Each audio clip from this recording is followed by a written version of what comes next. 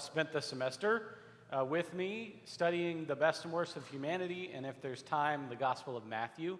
It's been so great to be able to walk through spiral dynamics and have some of these conversations. I have thoroughly enjoyed that, so thank you so much for being here and being engaged and for all the conversations that we've had around it. It's a little bit of a bittersweet thing for me because it's been great teaching it. Everyone told me that it was probably crazy to try and preach on Sunday mornings and lecture. So there's part of me that's going to be happy to get my Saturdays back. But it's been so rewarding, and thank you all so much for paying attention. If you're new to this class, the thing that we're talking about is called spiral dynamics, and it's the evolution of how we progress in our thought processes. And so today we're going to put a button on this. We're going to put a button also on the Gospel of Matthew by going back to the beginning of Matthew. And it's going to prepare us for next week, which is the first weekend in Advent. Can you believe that? Next week is the beginning of Advent. Sure you can. I mean, there's been Christmas trees up, in the stores for a solid month and a half now. I heard Christmas music's on the radio as of this weekend too. So we're going to be ready for Advent. And like I said, I give you full permission to lean into Christmas ahead of time. Advent should always feel like Christmas. It's been a tough year and a half. If you need to lean into Christmas, do it. If it bothers your spouse, wear headphones. But, let's do it. And today we're going to talk about the Magi. And I'm hoping that we'll have some time at the end for you all to get to know Pastor Nikia a little bit. I don't see her in the room yet, so hopefully that means that Pastor Nikia is coming with us. But first, what are we going to do? Pop quiz. That's right. That's right. Help if I turn the clicker on. A pop quiz holiday edition. We're going to talk about some holiday traditions and determine where they are on the spiral. The first one is Thanksgiving. How would you qualify Thanksgiving on spiral dynamics? Where would you put that holiday? Also, Gooch has got a microphone. If you... Traditional. Okay. All right, traditional. So what color would we say that is? Blue as Thanksgiving? Yeah. I agree with you. Some people take Thanksgiving and they deconstruct it, right? They celebrate anti-Thanksgiving, or when we, some people resist. Do you remember, I think it was Ben Franklin that wanted the turkey to be the official bird of America rather than the bald eagle, right? And I think that's all right. I actually think turkey's probably more fitting for us as a people. Fat, clueless, anybody else? I don't know.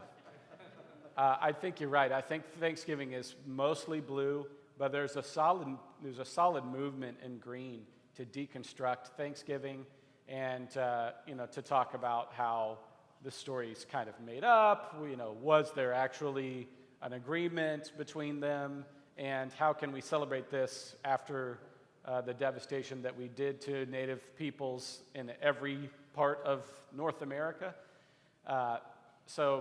But yeah, in total, Thanksgiving is mostly blue, and I would encourage you to lean into that a little bit. Actually, it's really healthy for you to participate in the spiral, and don't just sit in one area and just be mad all the time. Lean in, find yourself in these things. We're using my grandma's china. This is the first Thanksgiving without grandma, and we're going to use her china and the plates and the saucers and the gravy boat, and we're gonna do it the traditional way. I do think that's good for you. How about Advent? What color would you say Advent is? Y'all are failing my pop quiz so far. Purple. I heard purple. Okay. Sort of magical. All right. Anybody else? What is Advent? Let's start there. What is Advent? Anticipation. Preparation, anticipation. It's the time leading up to Christmas. It is a joint message of waiting for Jesus to come the first time and waiting for Jesus to come the last time, right? He will come again to judge the living and the dead. So Advent, I think, actually has a solid amount of turquoise in it, because what we're trying to do as a people is to use the story of Jesus in the past to manifest a kingdom where Jesus is in charge in the future.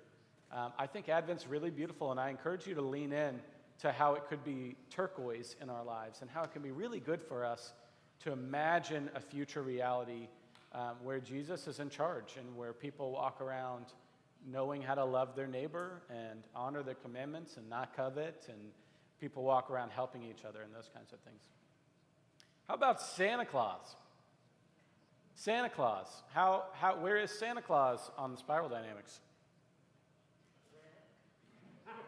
Red.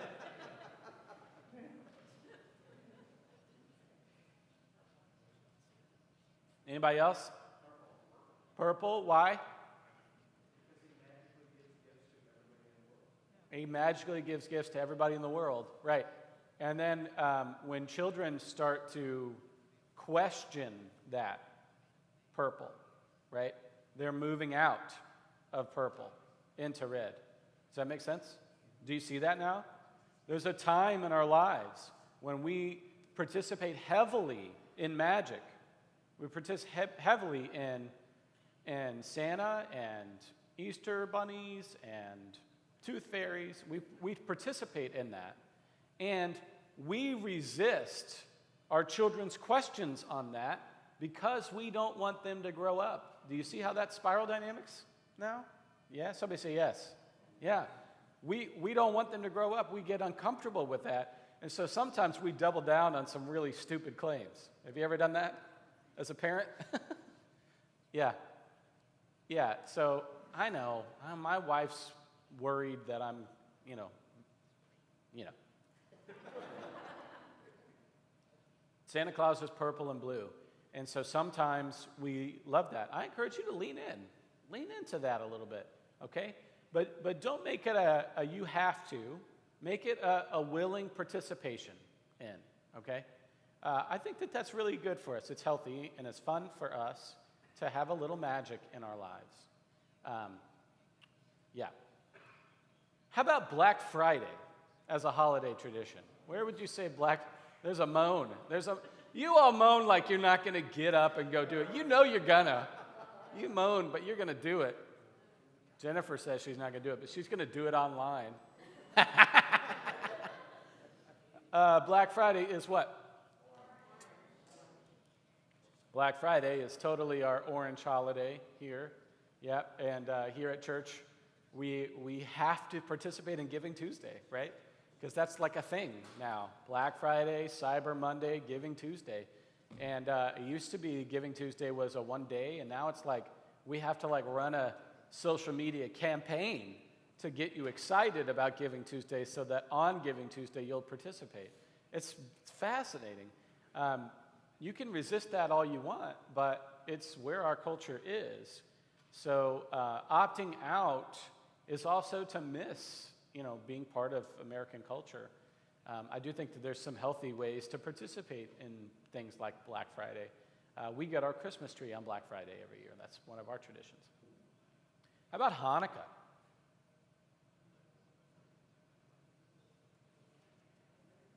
Do you know the story of Hanukkah?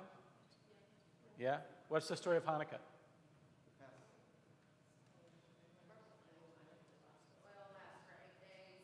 Yep. The oil lasts for 8 days. Yeah. Really, really quickly. The story of Hanukkah is that the Babylonians had ruined the synagogue. Okay, they'd ruined the temple. All right. The Babylonians, and then the Assyrians, and then the Greeks. Okay. Then the Jews fight back against the Greeks. It's called the Maccabean Revolt. Have you ever heard of the book of Maccabees? It's in the Apocrypha. It's a Jewish text that we don't recognize in our Bibles because culturally it's not ours. We appropriated the rest of it. That's a whole other thing. And then when the Maccabees defeat the Greeks, they get their temple back. And the Greeks have been slaughtering pigs to their Greek gods in the temple. If you know anything about what it means to be a kosher Jew who doesn't eat pig, just imagine how heartbreaking that must have been to have your sacred space so desecrated, right? And so what they decide to do is they're going to get back to temple worship, and they search everywhere to light their candles, right, their menorah, and they search everywhere for oil, and they find one jar of oil, and they know that it's going to take them a week to make more olive oil. And they're like, this one jar, we have to light candles, and then they go around into each room, and they cleanse it ritually by letting the candle light there. If you've ever done a house blessing, I do this a lot. If you ever want me to come bless your house, I'd love to. And I bring a candle into every room, and that's to signify, right? It's like an incense kind of thing. Signify cleansing of the space, sanctifying the space. And so that one jar of oil magically lasts 8 days, 8 nights, 8 hard, cold nights before they can make more oil and keep like the eternal flame going. You know, so we have I was half worried I was going to turn around and it was going to be out because there was some time in pandemic where we did not keep up with that candle, but it's lit. Thank you, Uli, who comes in and does that every week. It's one of the little things. So Hanukkah is purple and red and blue. It's kind of a beautiful tradition. It doesn't have to be yours to appreciate it. You don't have to do everything, but you can appreciate how beautiful that story is. It's a story of redemption and cleansing. It's a story of people really coming together in order to reunite, as a people. It's really beautiful. All right, what about Christmas? What color would you say that Christmas is? There is no wrong answer here.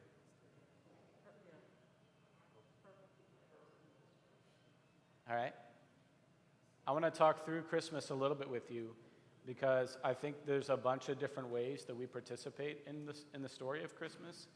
And you may have a favorite. I'm sure you do.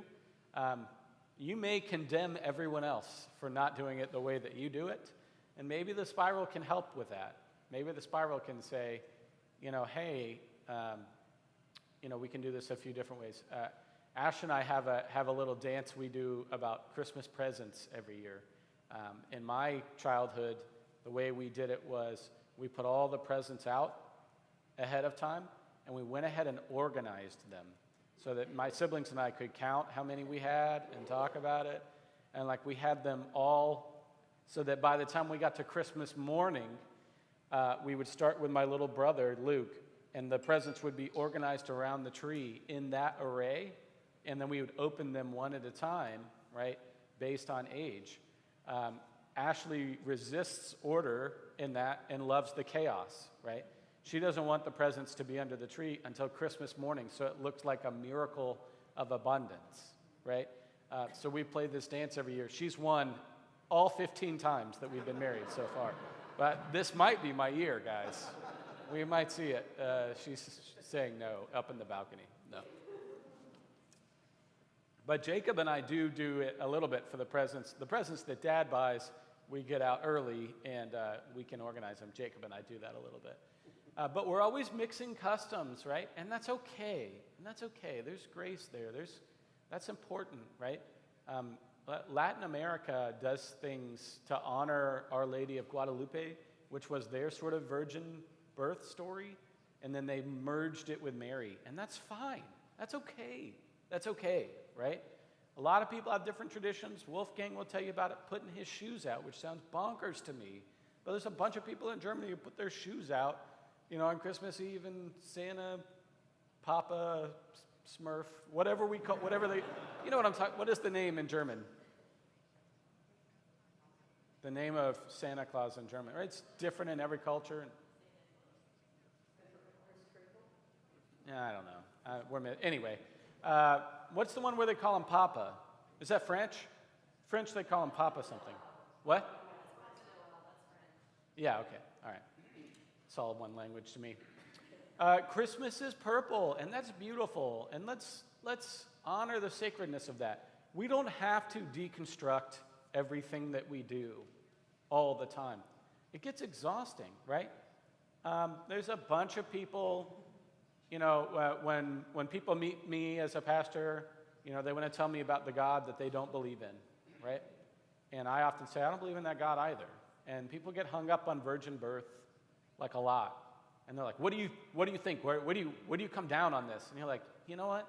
I don't have to have an opinion on everything. You don't have to have an opinion on everything. You don't. This is a story about how this baby is a miracle. It's a miracle baby, okay? In fact, all babies are miracles. They absolutely are. I have been physically present for the birth of 3 miracles, right? Do they also annoy me? Absolutely. But are they miracles? 1,000%. 1,000%. This baby being born is a miracle. The story of the star is gorgeous. The story of the shepherds in the field is gorgeous. I tear up every time Linus tells that story, right? Lean into that. We don't have, it's really exhausting to have to be right all the time. You don't have to be right all the time. Lean into the purple of it. There is a reason why Christmas is so prevalent in Harry Potter. Have you noticed that? Christmas is a very important tradition in Harry Potter. It's because it's magical. It fits.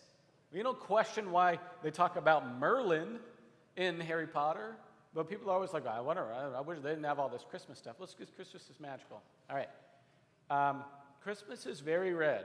My sister's Missouri Synod. She has 9 kids. Her husband's a Missouri Synod pastor. His Christmas Eve sermon, which I've heard a couple of times, is about, let's be honest, we all have one Christmas Eve sermon. We change it a little bit. His is red. His is about how this child came and he was, he seemed so fragile, but actually he was super strong and you can't beat him and he's going to come back and you can't kill him and Herod tries to kill him and even when he's on the cross, his mom is there and he's still strong and even when they defeated him, he came back and Jesus is king, right? That's a Christmas story. A lot of people tell that story. I went with my sister one time to see Handel's Messiah, and I was like, wow, that was beautiful, except for the part in the middle where it was super boring and I spaced off for 20 minutes, but the rest of it was really beautiful. And she was like, they kept talking about Jesus as a baby. I wanted them to talk about the cross.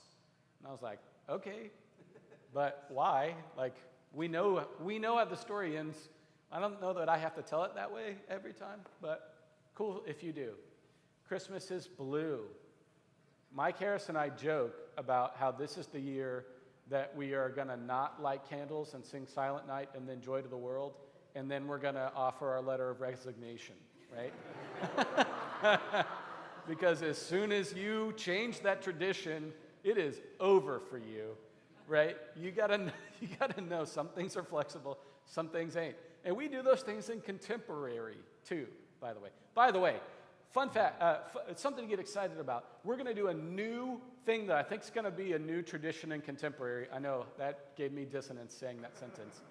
But this year, the 6 o'clock contemporary service is going to feature our very own a cappella group. How exciting is that? A cappella Christmas is so good. It's going to have pentatonics vibes all throughout that service. I have nothing to do with that service. I am just going to go and enjoy it. And if you're looking for a service to bring some people who you want to bring to church, but they're not in it for like the whole big tradition thing, bring them to that one. It's going to be beautiful. We've got like 6 a cappella. We have 6 people in this church who sang college a cappella, and they cannot wait to get together and do some pitch perfect Glee kind of stuff. So Justin made me listen to an NSYNC song last week. So that's Justin. So anyway, that's going to be a new thing. Christmas is blue. Lean in. You don't have to piss people off, right? If grandma wants you to wear a tie, wear the damn tie. It's not going to hurt you. It's not, right? We don't have to be defiant every minute of every day.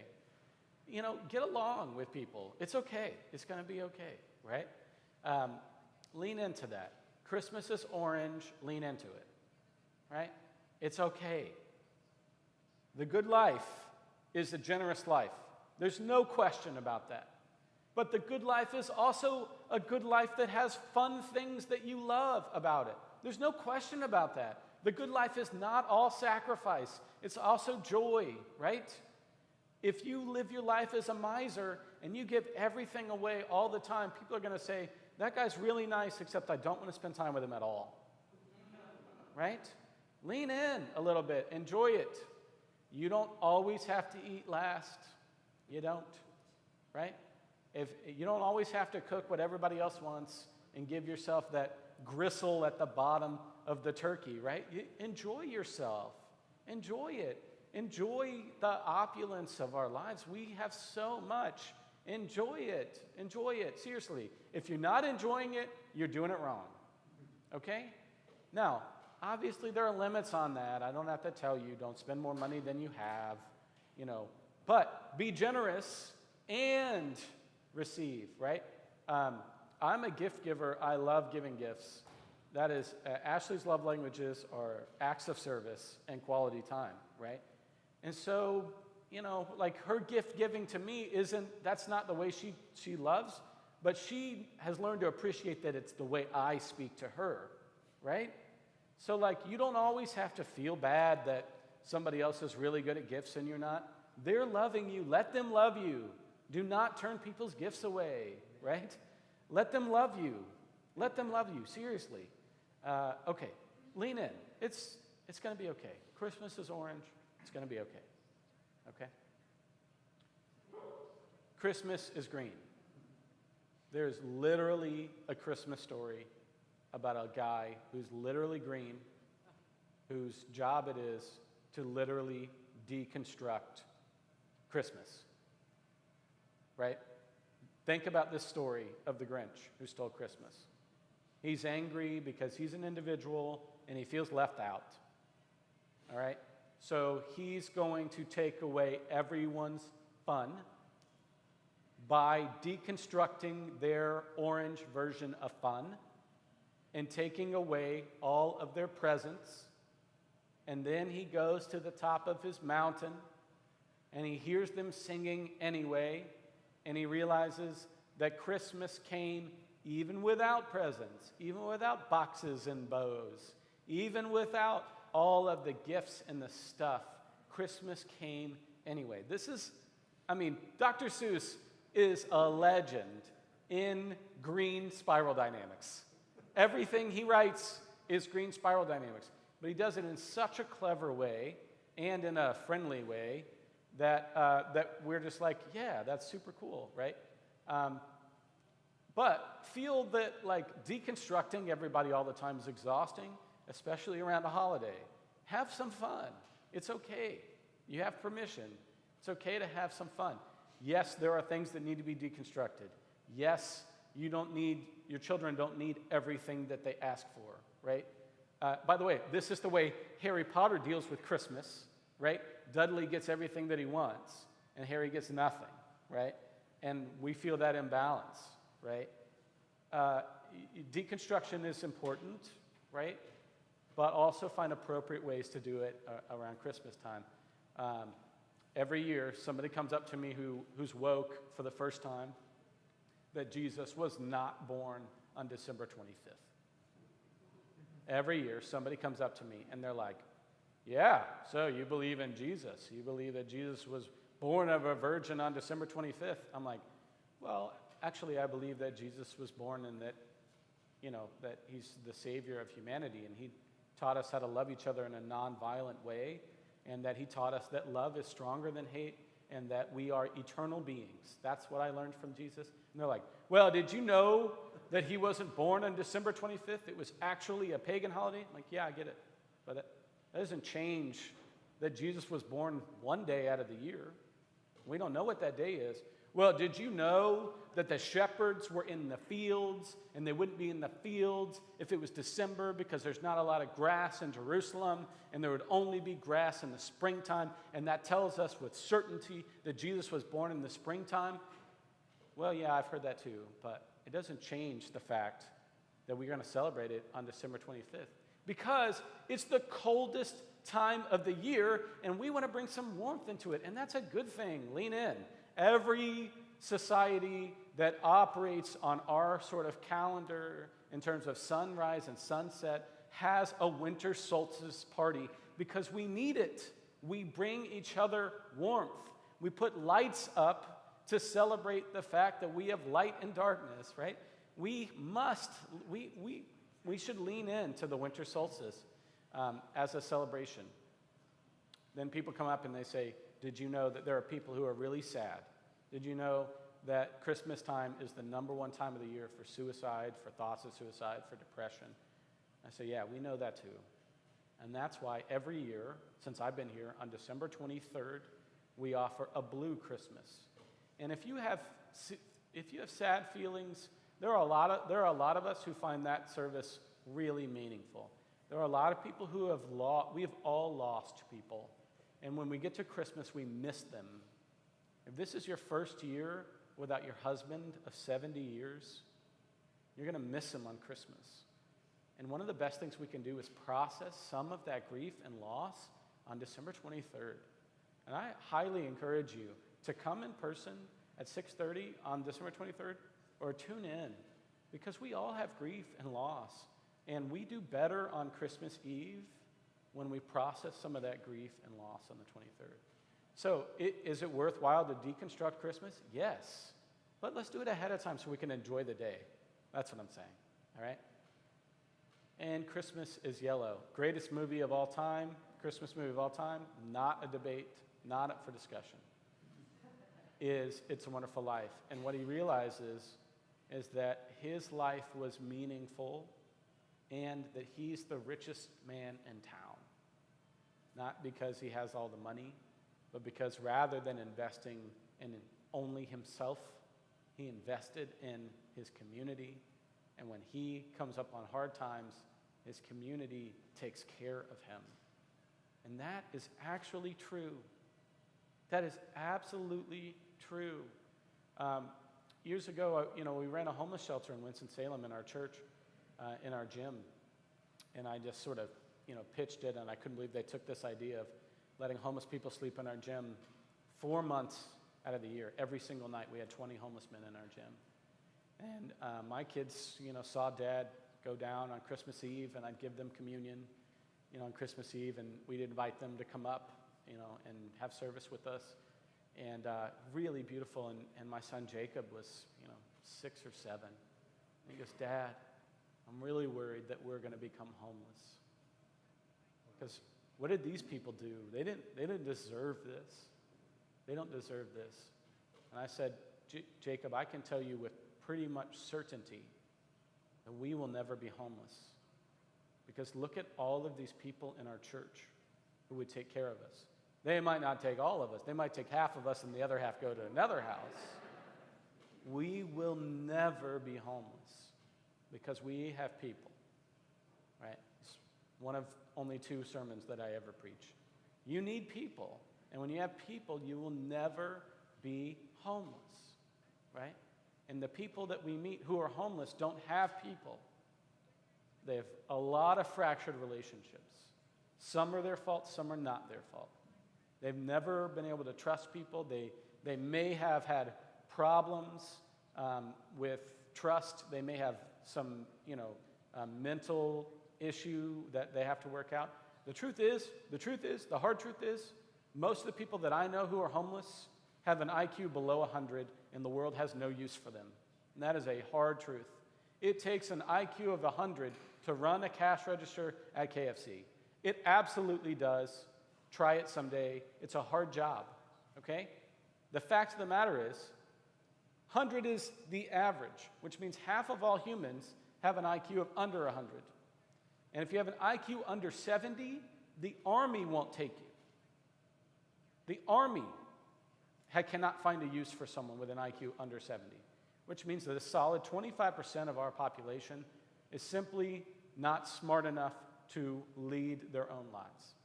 And so they don't qualify for anything because we have no safety net for people in that group. They either have family who take care of them or they don't. Those are people who end up in our homeless shelters. Anyway, Christmas can be yellow when we realize that we have miracles in our lives every day. Every single person you see walking around, the day they were born, they were declared a miracle. We celebrate baptism because we celebrate that you are a beloved child of God. And I hope that you can see on the spiral that where you are is beautiful and that where other people are is also beautiful. And finally, Christmas is turquoise.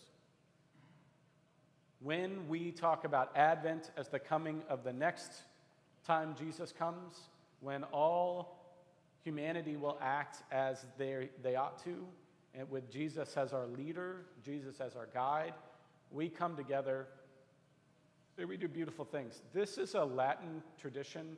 I think it originated in Mexico. It's called Las Posadas. Am I saying that right? Las Posadas. And it's a really cool festival whereby they tell the story of Mary and Joseph and how there's no room for them. And you hear, this is my one Christmas sermon. That's not an accident. That's just not that all the hotels were full. The reason that there's no room for them is because Joseph showed up to his hometown with a girl who was pregnant. That's what that story is about. He goes back to his hometown. Remember what I just told you about we will never be homeless because we've got people? He goes back to his hometown. He knows everybody. And there's no room for his pregnant girlfriend, fiance. I don't know about you, but if there were a pregnant girl, I would give up my bed so that the pregnant woman, girl, had a place to sleep, right? And then I'd kick my son out and make him sleep on the floor, and I'd sleep in his bed. I'm old. That's what happens. It's a hierarchy. The reason that there's no room for them is intentional.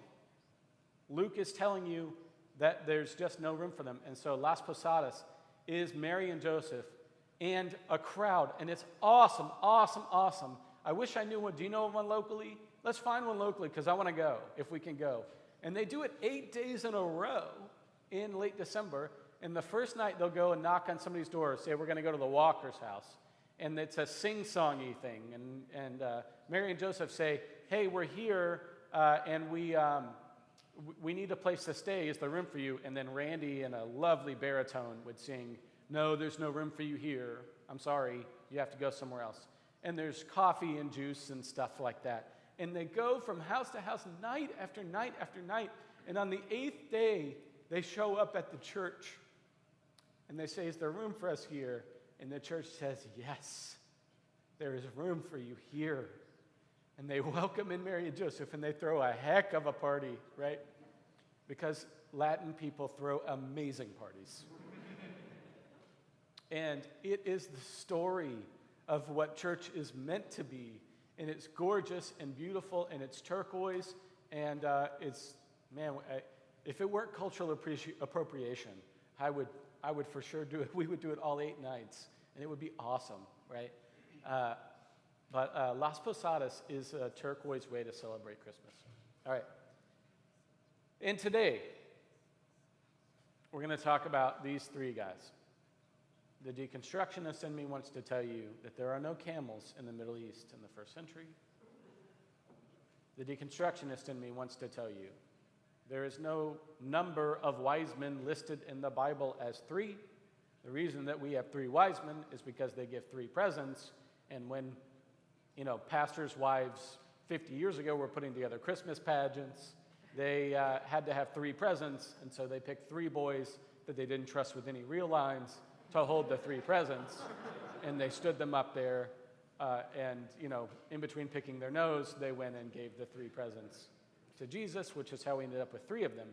We started calling them kings because we were really uncomfortable with the fact that they were likely Zoroastrians, and that they had come from far away and that they worship God slightly differently, even though Zoroastrianism is, in fact, a monotheistic tradition coming from Abraham in the way that Christianity and Judaism and Islam are. We were uncomfortable with that. We were super comfortable with calling them kings, so we made them kings, but it makes literally no sense that 3 kings would leave their homeland, travel together, because kings super like each other, which they don't, right? And that they would travel to go look for a Messiah. Kings don't usually look for threats to their power. Like, I don't know if you know this. But when you read this story and you're willing to play jazz with the spiral, and that's the way I would encourage you to do it, right? Jazz is when you know the notes that go together and you kind of let the notes play out, right? You let them speak to each other and you go up and down, right? Think of a saxophone, right? You're going up and down on the spiral. That's really the good life. The good life is when you can experience the different parts of the spiral. That's what the next tier is. That's what yellow and turquoise are. It's when you can reinvent yourself up and down the spiral. And so as a closing to this Bible study, what I'd like us to do is read the story of the Magi, and I've put them in color so that you can feel some of the context of how we experience them. Who's got the microphone? I need somebody to read a little bit. How about Theo? Okay. I want that deep bass. I want that deep bass, Theo. Joseph, son of David, do not be afraid to take Mary home as your wife, because what is conceived in her is from the Holy Spirit. She will give birth to a son, and you are to give him the name of Jesus, because he will save his people from their sins. Awesome. So you see that this is purple and red, saving people from their sins, right? That's the version that my brother-in-law preaches every Christmas, right? Keep going. All this took place to fulfill what the Lord had said through the prophet. The virgin will conceive and give birth to a son, and they will call him Emmanuel. When Joseph woke up, he did what the angel of the Lord had commanded him, and took Mary home as his wife. But he did not consummate their marriage until she gave birth to a son, and he gave him the name of Jesus. I made you read the word consummate. That's funny. That's funny. Embarrassing teenagers is my job. I'm sorry. Sorry, bud. You feel how blue this is, right? This is it's obedience. And then there's tradition. And Joseph woke up from his dream, and he had a sense of duty and obligation. I think I've told you before, I asked my dad his life story on a road trip, and he told me his life story. It's a great way to kill 4 or 5 hours, seriously. Ask somebody their life story and just listen. It's an awesome thing to do on a road trip. And what I got from my dad is that he grew up Catholic, which I already knew, but he's still Catholic, right? I mean, he's married to my mom, who's a Lutheran pastor, but in his bones, the way my dad talks about church is this, like, sense of duty and obligation. And I just thought, wow, that's so beautiful. Like, that's kind of not how I show up in church, but I get that why you do. And what Joseph does here is really beautiful. He's following along the tradition.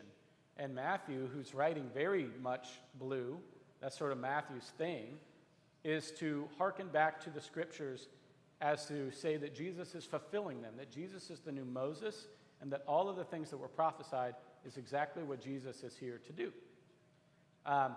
So that part's beautiful. Go ahead, Thea. Bethlehem in Judea, during the time of King Herod, Magi from the east came to Jerusalem and asked, "Where is the one who has been born King of the Jews? We saw his star when it rose and have come to worship him." All right, so this is really sort of purple, and this is why Magi is really a good definition of who these guys are. Astrologers has our own like cultural overtones. I don't think that's it. I think Magi is a really good word because they are kind of these purple, turquoisey kind of people. And once you get up to turquoise again, you realize how much magic and mystery is already in the world and in the universe, and you reappreciate how magical the world is, right? So again, deconstruction, orange into green is all scientific and deconstructioning, right? And so a lot of people in orange and green resist religion because it's talking about things that they can't explain. But once you get back up to yellow and turquoise, you start to reappreciate how marvelous and beautiful the world is. And so this story represents looking for joy and goodness in the world, even amidst the struggles of the world. Then Herod called Magi secretly and found out from them the exact time the star had appeared. He sent them to Bethlehem and said, "Go and search carefully for the child. As soon as you find him, report to me so that I may go and worship him." King Herod is read, like I said, as in all good stories, the instigator of all the conflict is read. That is true in just about every story. I would love for you to find a story where that's not true. It would be a very interesting story. I know you're going to tell me Pixar technically doesn't have any villains, but it has instigators, and instigators are almost always read. And Herod lies here and says that he wants to go find the king, the baby king, to pay homage to him. Does he mean that? No. But he calls the Magi to figure this out because he feels Jesus to be a threat to his power and his throne. And so what he's going to do is try and get rid of Jesus. After they had heard the king, they went on their way, and the star they had seen when it rose went ahead of them until it stopped over the place where the child was. When they saw the star, they were overjoyed. On coming to the house, they saw the child with his mother Mary, and they bowed down and worshipped him. So I put this a little bit in orange, and I think it's got yellow in it too, because it's seeing something that they've tried to manifest. They've been trying to find the Messiah, and when they find him, they enjoy that, right? They find joy in that, and that's very much, that's orange at its best, is when we create goals for ourselves, and when we hit them, we celebrate, right? And also it's very yellow because it has this sense of ownership of what their task is, and they see how they fit into the world to make the world a better place as the individuals that they are. Then they opened their treasures and presented him with gifts of gold, frankincense, and myrrh. Awesome. Every time I see that word myrrh, I think of Myrrh Youngwish Thoreau. Anybody else? Just every time. Because she is a gift to baby Jesus. Absolutely. Obviously, this is very orange, right? Very specific gifts. They are gifts that you would give a king, but they are also gifts that are oddly all about burial also. So only the rich and the wealthy had burials. Only the rich and wealthy had marked graves or caves, where you could roll them. They were basically, the crypts were below your house. And you were only wealthy. Only wealthy people had a house. Only wealthy people had a house with a basement, right? But the gold, frankincense, and myrrh are also things associated with embalming, right? Things associated with the afterlife. So it's really sort of this poetic thing of like, these are our best gifts for you. This is our love language to you, to give you gifts, right? But it's also sort of poetic to say that they're also attributing to his death. I kind of wish at the end of Matthew that he wrote that they used these gifts, right? Clearly they didn't. That if you ever read The Gift of the Magi, right? It's sort of this idea that you sell what you have in order to love somebody else. Okay, let's give a hand to Theo. Thanks, Theo. You're a good dude, Theo. And the way you remind me of Buddy the Elf just warms my heart every single day. Every single day. I hope there's a costume that you own. Do you own a Buddy the Elf costume? No, but if I bought one, would you wear it? One, I would wear it. You would wear it? I will wear it to church on Sunday. Yes! Yes. I'm sure Amazon's going to be able to solve this problem for me, but I think we need to buy you a Buddy the Elf costume. That would bring joy to everyone. All right. I'll finish this part up. So the Magi come, they meet Herod, and then Herod says, after you go find him, come tell me where he is, because I want to go bow down to him too. But then they don't. And this is the real gift of the Magi. This is the gift that they give us, is that they don't go backward, they go forward. They deconstruct the power that told them of what they had to do. They thought for themselves, which is what green does, and the turquoise suggests that they went home by another route. They went out of their way to evolve. And that is beautiful. That is the goal for all of us and in all of our lives, is to continue to take the high road as the Magi did. That is such a gift. The Magi own spiral dynamics. They take spiral dynamics and they own it. They work it, they bring it, they show up, they do everything that the spiral tells us to do. And that is such a gift to us. That we could live our lives searching for Jesus. We can live our lives in joy when we find Jesus.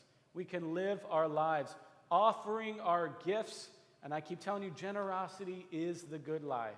We live our lives when we stand up to the King. We live our lives when we decide to go and take the high road rather than the low road. We live our lives when we don't let others get us down, but we live our lives the way that Jesus lived his. The Magi have a real gift for us, and I think it is the spiral. And this is the absolute reason that I decided to talk about spiral dynamics and the Gospel of Matthew. Because once I reread Matthew chapter 2 and this story of the Magi, I thought, that is it. That is it. They don't shy away from any of it. They don't shy away from magic or power. They don't shy away from tradition. They don't shy away from manifesting their own reality. They don't shy away from deconstruction.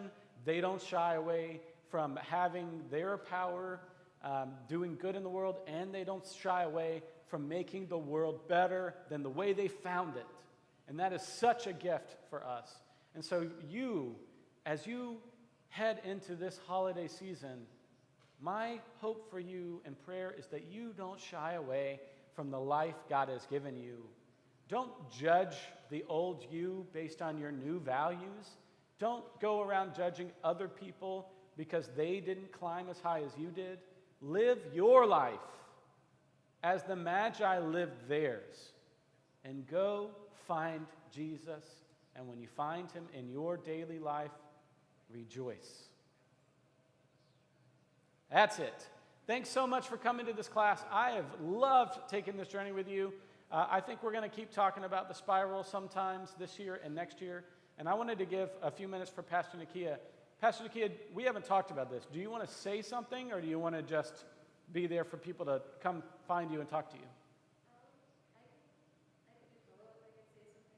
All right, come on up. Theo's going to let you borrow his microphone. Pastor Nakia, let's give her a hand. Let's welcome her.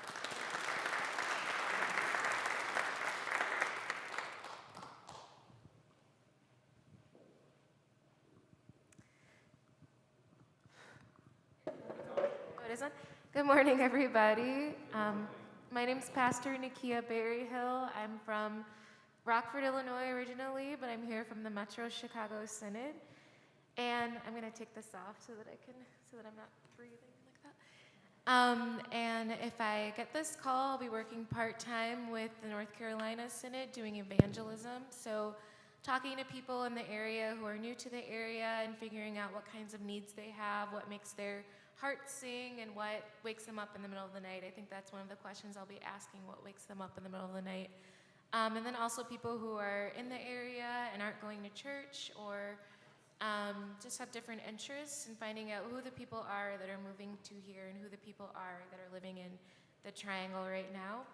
And then I'd be working part-time here as the associate pastor of evangelism. Would that be my title? I just found that out. That's a title. Okay.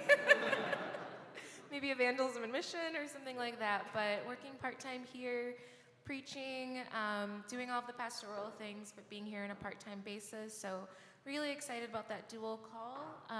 When I was in Chicago, initially I was doing mission development and only doing mission development. And so I'm really excited about being in a parish setting as well, because that's really important to me to be a part of a community. And that's what was missing in my call in Chicago. So that was kind of sad.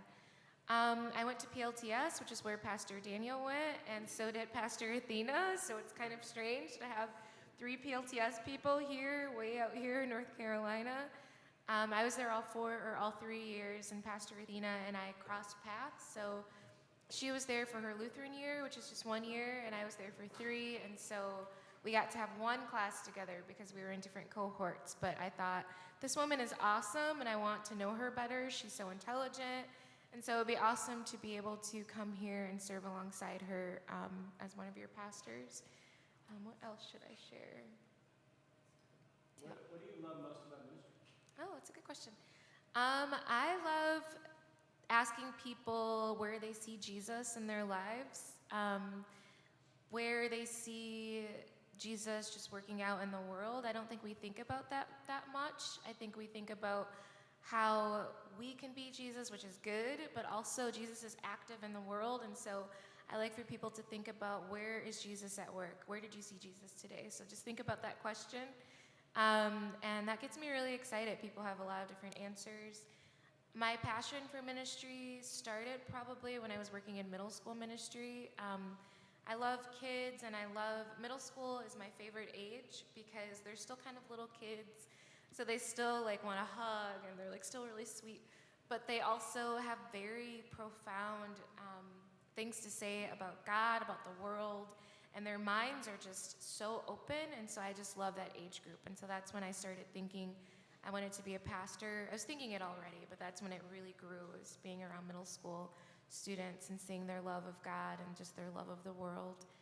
I love creativity. I like doing liturgy and writing. I think the hardest thing about being here is I think that you all preach extemporaneously. And I preach from manuscript because wording is really important to me. So I'm a poet, and so I really like phrasing. So I think that's going to be a little bit difficult to switch gears in that way. But I love writing. I love thinking about language and helping people see God in different ways, and just bring the message of God into the language of the people, which is also very Lutheran. Anything? Do y'all want to ask me anything now, or do y'all want to talk to me privately? Easy questions only. Yes, please. I am holding a mic, and I think it's live streamed. Yeah, should I bring it over? That's not a question. I'm glad you use all as part of your vocabulary. Even though you said you're from Chicago, we like y'all. Oh, good. Thank you. I do like y'all. Y'all is gender inclusive, and so I think that's, but I also, the thing about the Midwest is some of us are kind of country, some of us, I have Southern roots, and so I think that a lot of it is very interchangeable, but thank you. Anybody have any questions for me? No, good. Well, that's exciting. Y'all can ask me questions in private too. I'm happy to answer. I obviously haven't moved here yet, and so I'm kind of nervous about possibly moving really soon. But hopefully I'll find a place. If you know of a place, you can let me know, or if you have a recommendation for an area I should look in, because I don't really know the region that well. I have heard that I'd like Harborough, but I haven't been to Harborough yet, so we'll see. Anything else, Pastor? Okay. Thank you so much, everybody.